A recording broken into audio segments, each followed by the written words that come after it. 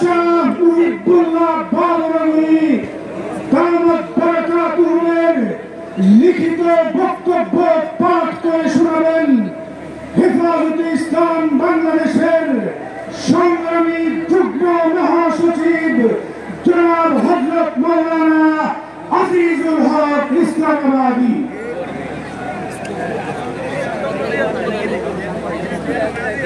السلام عليكم ورحمة الله وبركاته.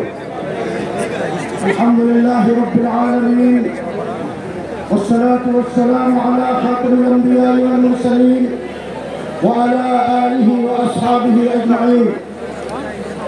হেফাজতুল ইসলাম বাংলাদেশের উদ্যোগে আয়োজিত আজকের এই মহাসমাবেশে হেফাজতুল ইসলাম বাংলাদেশের আমির আল্লামা শাহ মুহিবুল্লাহ বাবরীর পক্ষ থেকে লিখিত বক্তব্য।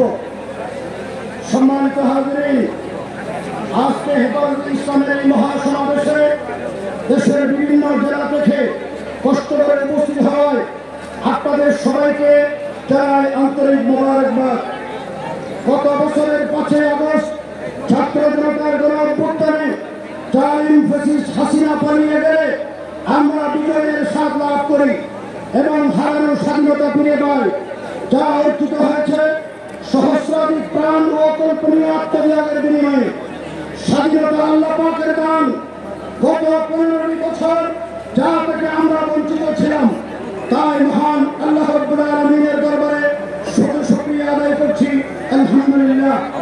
2013 সালের শাপলার গণহত্যা, 21 সালের মোদী বিরোধী আন্দোলনের শহীদ, পিলখানা ও 24 জুলাই আগস্টের সমস্ত শহীদদের মাগফিরাত কামনা করছি। আহতদের জন্য মন করে মহান আল্লাহর দরবারে দোয়া করছি।